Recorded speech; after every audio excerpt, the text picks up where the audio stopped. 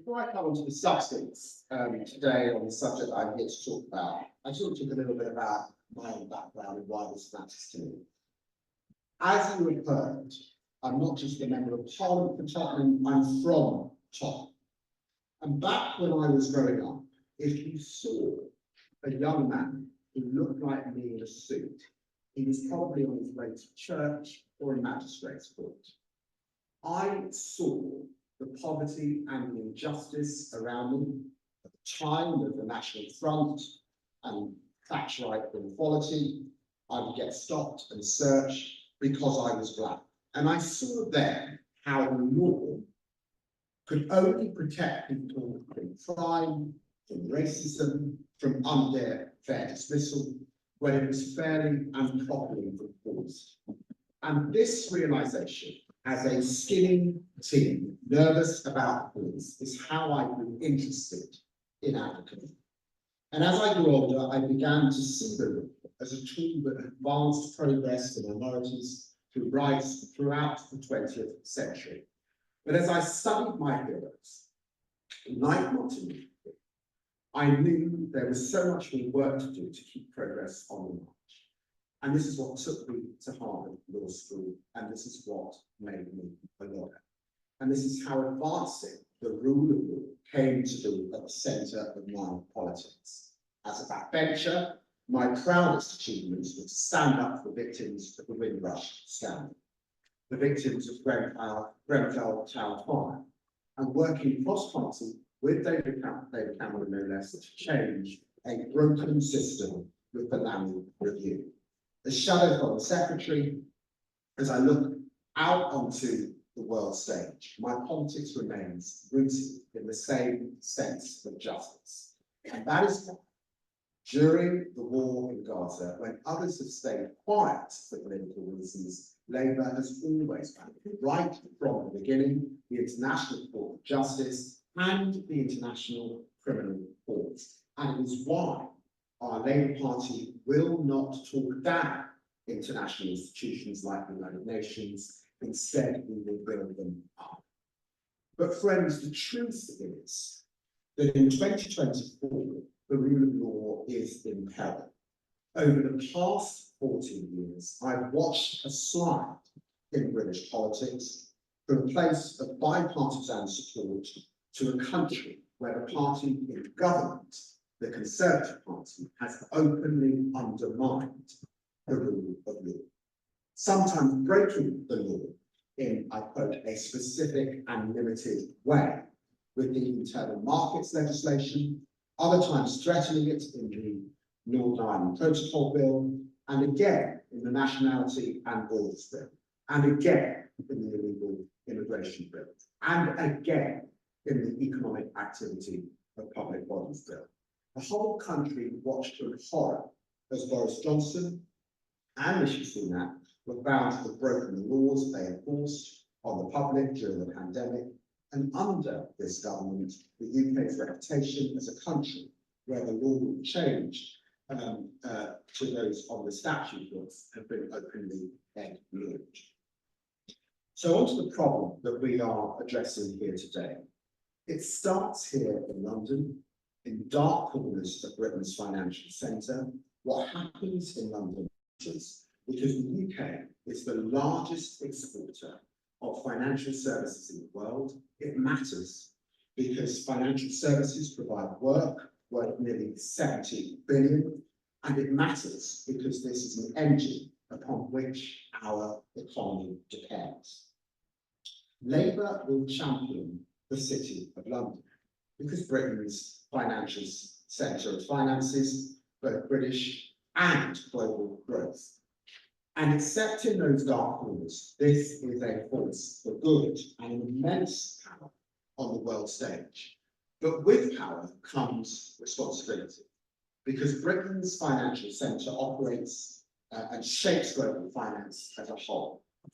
Labour recognises the huge value the city brings, and we support the city and want it to thrive. Labour is utterly committed to the competitiveness of the city, but our competitiveness depends on our reputation for the highest standards And when we fail to uphold them, there is enormous consequence, not only undermining the future of our global engine, and not only rippling out from Tottenham to Dundee, but stretching from Africa to Ukraine. The truth is, friends, in those dark corners, the UK's financial system is falling short. Just last week, the Deputy Foreign Secretary said that nearly 40% of dirty money is laundered from London, from the UK overseas territories, and the Crown dependencies. The sudden recognition did make me wonder whether Andrew Mitchell realises that he's been in charge for the past 14 years, because it's under his part of the government that London has become the money laundering superpower. The National Crime Agency estimates as much as 90 billion is laundered annually in the UK, a number higher than the UK's annual defence budget. And that's not all. According to Transparency International, hundreds of companies based in UK overseas territories have contributed more than 250 billion worth of economic crime worldwide. Let that sink in. It is more than the National Health Service and the Department for Transport's budget combined. Friends, these statistics are not the result of faceless trends, but the direct consequence of 40 years of Conservative mislaw. This is happening in part because the government has stopped prosecuting its own laws. Money laundering prosecutors created 44% between 2011 and 2023, while convictions plummeted by 42%. This is what happens when the party was rushed to cover up the Russian report because it didn't want Parliament to know how complex Kremlin interference had become. The UK stood firm in the Cold War to keep the KGB out, but under the Conservatives, it's not, they invited the FSB heirs into our professional services. The finest bankers, lawyers, state agents, and accountants that money could buy, in the full knowledge they were being used as corruption services. Often, the clients were directly, visibly connected to the world's most despicable authoritarian force.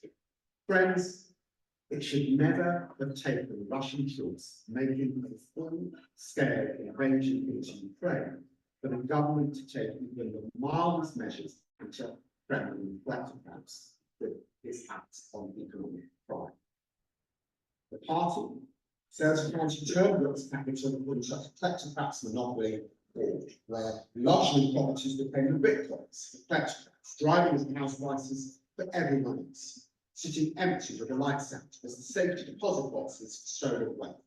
Kleptocracy, corruption, and money laundering finances crime on British streets, drug dealers, smuggling gangs, and even terrorist organisations. Illicit finance is what powers them all. In our interconnected world, a global financial centre that fails to enforce its own rules is a global financial centre that enables the worst of financial crime, undermining its own future as the essential British growth engine and letting down Ukraine. Friends, as Shadow Foreign Secretary, I have been proud to work with bipartisan spirit in supporting Ukraine, and that is why, when I went to Kyiv last week with John Healey, our message was clear. That there may be a change in government this year, but there will be no change in Britain's military, financial, political, and diplomatic support for Ukraine this year and in the years ahead. But backing the government's support for Ukraine does not mean we should be silent on where the government's actions have let our Ukrainian friends down. In Kyiv, politicians and activists ask me, why Britain? Why, despite all its military support, it still shielded Russian kleptocrats, failing to enforce its sanctions, leaving loopholes in legislation, and letting London remain the global capital of corrupt wealth.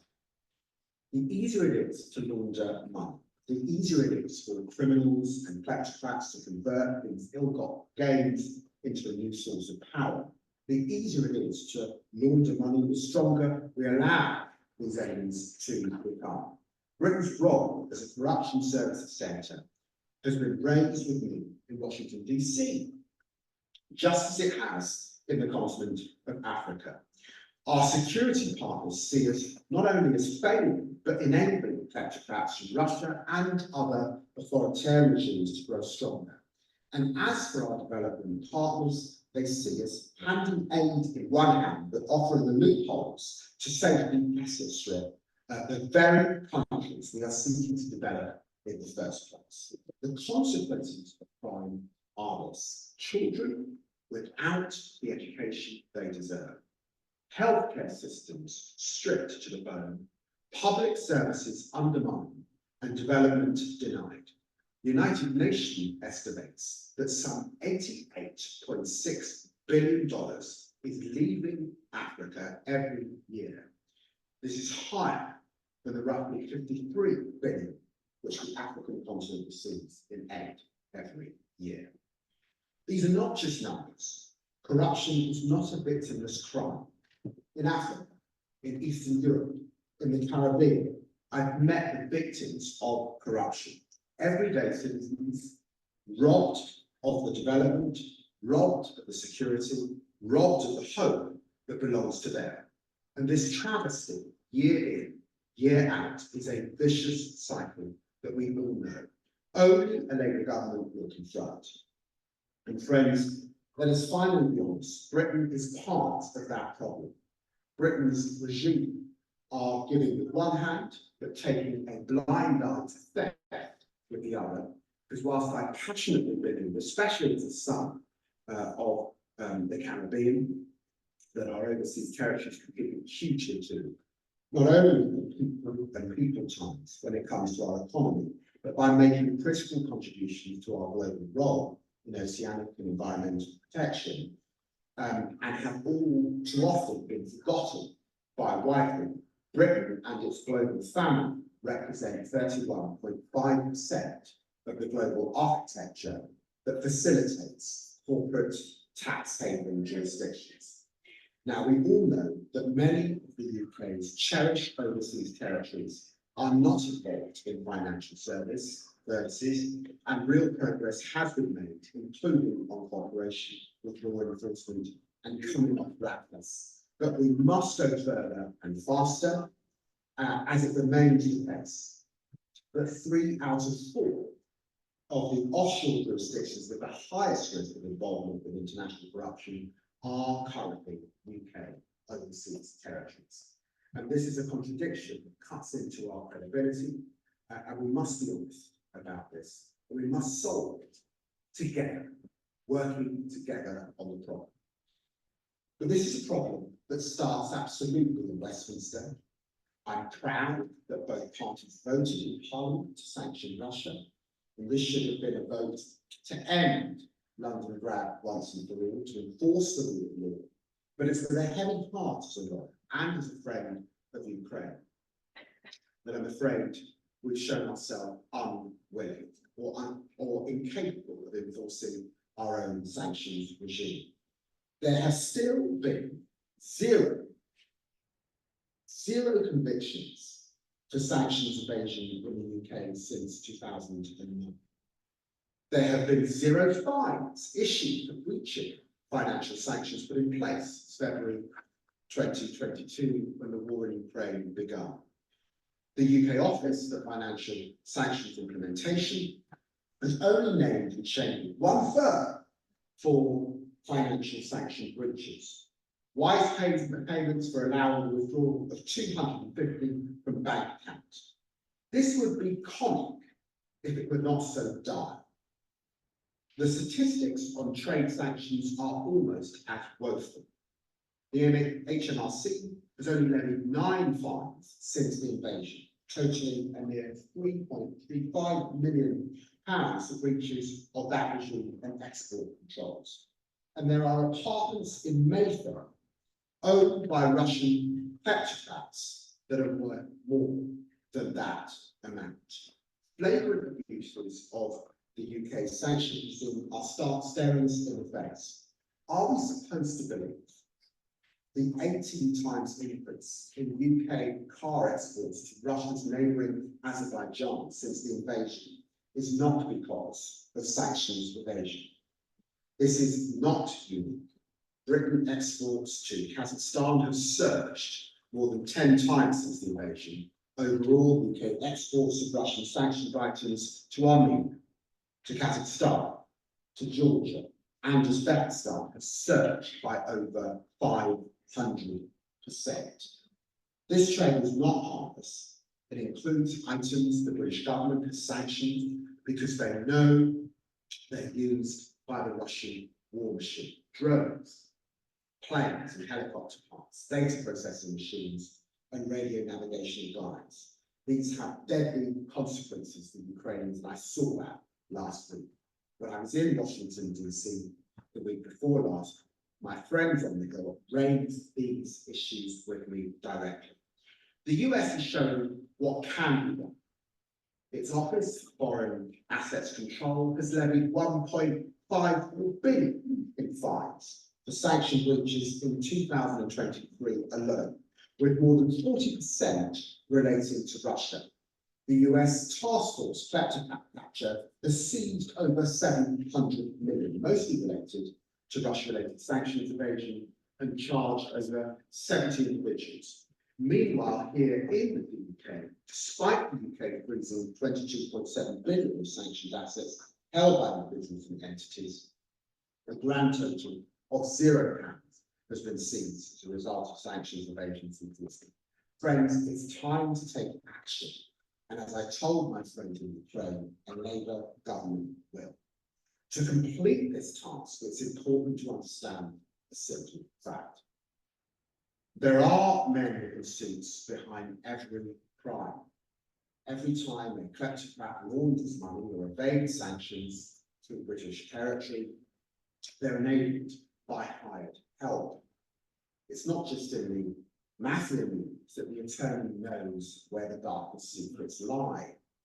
Every time a money laundering scheme succeeds in British territory, there was an enabler behind it. An incorporation agent, a banker, a lawyer, an accountant. For example, take the almost $1 billion that was laundered from Moldova, equivalent to an eighth of the country's GDP, that passed through a gritty ex-council flat in Pilton, Scotland. It was registered and incorporated here in the UK, or the mysterious terrace house in Enfield that was the address of the mysterious company, which sent over $1 billion worth of electronics to Russia after the invasion. Someone created that British corporate entity. These are the enablers. They must face the full force of the law. This is not an attack on those working hard in professional services, to whom I have nothing but admiration. The proudest day of my young life, when I told my mother, articles of the Windrush generation, that I wanted to be a lawyer. I believe in our professions. I believe, however, that the vast majority of them, are doing honest work. But I don't believe in crime, and I believe in rule of law. And I don't believe it's right, despite the mountains of evidence. Zero law firms have been prosecuted for criminal breaches of anti-money laundering rules. And I'm against this poisoning of honest professionals, where despite the explosion in sanctions, the number and value of fines fell by around a third between 2021 and 2023. I'm against that culture of impunity. We must put time on it.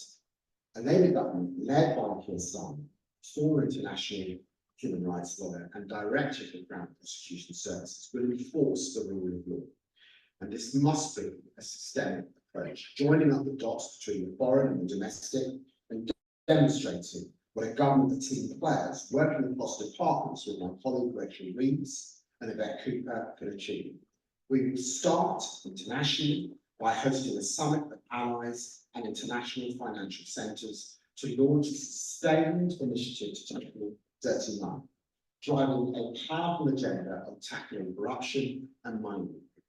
This will start by taking coordinated action against enablers and kleptocrats in partnership with the private sector, and striving to close down the architecture managed by financial centres that facilitates enablers and kleptocrats. We will use this moment to push the concrete steps internationally, creating best practice for regulation and supervision on anti-money laundering, and on the corporate transparency and trust. In today's world, almost all public policy problems are data problems, and that is why we will seek to establish a live stream global data exchange on beneficial ownership of corporate structures, including trusts, and trust-like arrangements to ensure frictionless investigations. Finally, bring in an effective information sharing on dirty money. But that is not all. At such a summit, Labour will seek action plans to coordinate national security strategies and enforcement, along with key regulations and regulators' reporting requirements, to end the regulatory and enforcement asymmetries through which illicit finance tends to creep. And we will use British diplomatic leverage to push for the creation of an international anti-corruption court to prosecute the most egregious acts of international corruption that will only be the start of a sustained campaign, taking action where this government would not. And we will work with our global British family, the specific UK overseas territories, which are yet to take the full swathe of actions necessary to develop a clear, time-bound action plan in government, working in partnership with their peoples, their legislatures and governments to bring them all into full compliance with transparency requirements. Some are in compliance, but I'm afraid there are a few that are not. And crucially, we will act domestically, without which there will be no results and no credibility, leading a crackdown on enablers by ensuring the UK sanctions regime across all thematic and country regimes consistently and specifically targets professional enablers. We will launch a new whistleblower reward scheme to incentivise and encourage sources to step forward, and this builds on the success of such policies in the United States. And we will explore appropriate mechanisms to ban professional enablers from entering the United Kingdom, showing that they're not welcome here. But this is not all. With Labour, the loopholes will close. We will move to stop UK trusts from being used for illicit activity by widening registration requirements, part of an action plan to bring in crucially needed fuller transparency around trust ownership of UK property. This will end a discrepancy which has made a mockery of the existing regime. Friends, when I say the overseas territories are family to me, especially those in the Caribbean and England, because if I have the privilege to serve as Foreign Secretary, I will be the first to trace my lineage to Africa through the Atlantic slave trade. Modern Britain, for me, tells a story of progress. A country made great by its courageous campaigns to advance the great cause of progress, hand in hand with armament and those who came before, from one generation to the next. In the past together, we have ended so many historic injustices through the ready, steady march forward on the rule of law. And I believe in this Britain and its ability to right wrongs, to make the world a better place. Tackling corruption at home and abroad will be part of our mission. We will not be put off. We will not look the other way. Thank you very much indeed.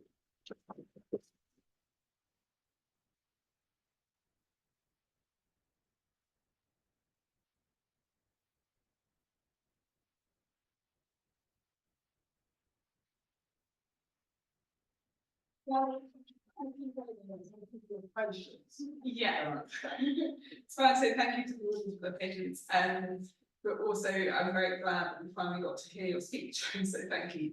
I'm going to welcome to the stage Duncan and Margaret, who are on the last panel. for some reflections. We will slightly shorten this section, as I know that we're slightly over time and we have constraints.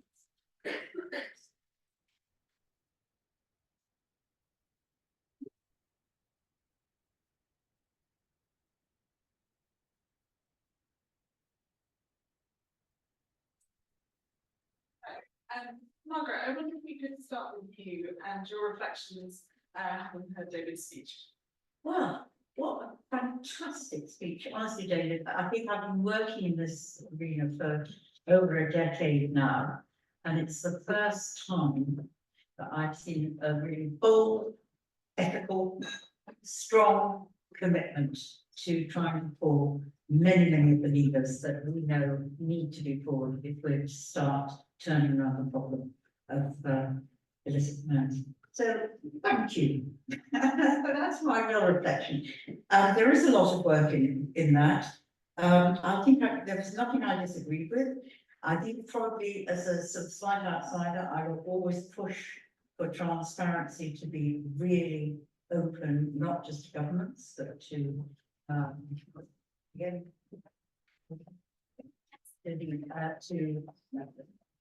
what is the NGO sector, to civil society, to journalists and all that, because the real, the real way in which we can try and sort of eradicate dirty money is by ensuring that all arms of society are vigilant. If you think about what's happened over the last decade or so, certainly something more, it's not the governments that have uncovered instruments of dirty money. It's civil society, it's journalists, it's I also I did want to say the whistleblower stuff, as nobody had mentioned that, certainly in the sessions I was in, and that again is hugely important in giving whistleblowers the confidence that we will mitigate any impact which has on them. So I don't know what to say. I agree. That's how the government and get on with it. That's what I've got. So brilliant. And the other, just to say, I mean, I've heard lots and lots of ministers, and I suppose this would be my final thing. I've worked with lots of conservative ministers over the past decade or so, and when both Cameron and Osborne were there, I used to, they sort of get it. But the reality is, it's no good doing the words. You've got to translate the words into an action, and that determination to act both regionally, nationally, and globally is so refreshing. So thank you very much. I think it's so good. That's Gareth, and thank you, David.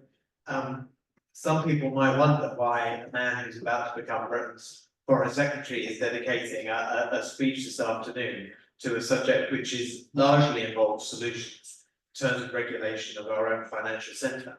And it's because corruption is tied up in so many critical issues for Britain and the world, whether that's prosperity, peace, the environment, and you can see that David gets it, and he's not going to be able to realise his ambitions for our role in the world unless we confront the role that corruption has, and indeed, as he pointed out, how it cuts away our credibility as a country on the world stage. And I know when I speak to our partners in the Global Transparency International Movement, that I get the very kind of challenges that he was reporting back from Ukraine and the DC and Africa, from my colleagues in civil society, tackling these issues, addressing the role of Britain's financial sectors, whether they're onshore or offshore, it is very much their concern in terms of the credibility, the integrity of what we have to say on these issues. Certainly also welcome the work on that's unfinished business, I think Margaret would say, from the recent legislation on transparency of trusts. Really important, otherwise a lot of work has gone into legislation with quite a big backdoor that enablers are already pointing people to. And this suggestion of a summit of financial centres, that is creative and not something that we've seen before. And it takes that, the word I wrote down was leadership. David talked about taking responsibility to uphold standards, and I think, yes, we have a responsibility, but so does every outside financial sector for their impact that they have on the rest of the world. And if we, in taking responsibility ourselves, could do some convening to drive standards internationally, that would be very welcome, very ambitious too. In terms of, I think you clarified the point to Margaret on the level of your ambition for the overseas territories and the recognising the value of public registers, something that we used to have across Europe. It was only when we had a public register in the UK that it became clear quite how inadequate it was as a gatekeeper, as a way of ensuring that people actually knew who they were doing business with. And so I'm glad to hear that. I think the concern that we have seen in our experience of governments of all colours in the past, pretty hard job. At the end of the day, governments have taken expedient decisions. Whether that was 25 years ago, Pergel Dam, or 15 years ago, Al Yamamah, or more recently, we had a company plead guilty to corrupt payments under a contract agreement with the Saudi Arabian National Guard Communications. And individuals being prosecuted in Southern Crown Court this year ran a defence that they couldn't possibly be prosecuted for this because the MOD knew all about it. They knew full well what was going on. So my challenge to you and to your colleagues, you mentioned Yvette and Rachel, is to ensure that we have a whole of government response to this. So there isn't one part of the Whitehall machinery which acts as a block against what each of you are trying to do. Look, let me say that at the beginning of the outbreak of the war in Ukraine, we did tend to place a lot of attention on this. And of course, going back to when Margaret was chairing the Public Accounts Committee particularly, it was the first major spotlight on this issue. And I suppose I wanted to do this speech because I wanted to make clear that Labour have not departed from this important territory. If you care about development, particularly, and our party has a good record, I think, particularly in Africa, then you've got to care about the fact that war is leaving that continent as a result of corruption that our enablers are facilitating, than actually money going in. And in a time of shared resources, it's our responsibility to get on top of that. I wanted to stress particularly the role of enablers, because I do think that we can action that going forward quite quickly. I wanted to emphasise that I want to work with overseas territories together. This isn't sort of being done too, it's working alongside, and the convening potential, I think, if we are successful in the next election, is hugely important for the opportunity to convene and make that happen. And I also don't want to pretend that this is easy. There will be resistance. There are blockers in the system. If it were easy, maybe some of it would have happened. But I will never forget sitting in Washington, DC, about 5 years ago, and senators raising with me the investigation they had done to Russian influence in UK society. And I do think it's shameful that our own investigation is effectively blocked from being properly published. It's unfinished business. And if we're to get to a place where the public is less cynical about politics, it is important that we take this agenda forward. And Margaret, I accept your point about transparency, particularly, and for civil society and third society to be able to really put a spotlight on these issues and challenge governments and challenge individuals, not to suggest that anyone supporting, for example, political parties is up to no good, but it is to say that it's important that people could see what is happening. I just want to come back on a couple of issues. It's very well, both David and I have been ministers in the past, so we know what it's like And I think particularly in this territory, what has happened in the past, and I've actually recently in relation to Russian state assets and the shared ambition that we should not only freeze but seize those to repurpose them for the reconstruction in Ukraine. There are some people who have particularly big power in the financial services sector and override others. And I think it's really important when you get into government that you talk to, left academics, that you talk a little bit, certainly talk to the NGO sector, with whom I work really, really closely, because there's a different perspective. I mean, my understanding was that the reason you haven't gone further on CESIA is that some people in the financial services sector believe that that would be detrimental to their interests. And I say all the time, we don't get rich on dead money. And the only other thing I want to say that we had in the discussion before, it's not just the overseas territories, it is also the prime dependencies, who also play a role, because particularly, and we've seen that particularly in the ownership of properties by overseas companies, the crown dependencies have a bigger role in that than the overseas territories. And while they're not in your, they ought to be together with you, they should be there. And the final thing I would say is that we do want to work collaboratively, but David, we've been trying to work, well, I think it's true to say the government's been trying to work collaboratively since you mentioned Mark brought that legislation in 6 years ago. And at some point we've got to call time on giving them time. David, I have one more question before we close, which is just one thing that came through in one of our earlier panels, was that it's not just about new policies, new institutions, it's also about enforcing what we currently have as powers. And that is quite a hard graft, it's not always new and shiny. How would you maintain a focus on this over the course of the next parliament or indeed? Well, they're currently being shaped, particularly on the sanction regime, because it's becoming patently clear, month by month, year by year, that the United States and our friends in Europe are doing far, far better than we are.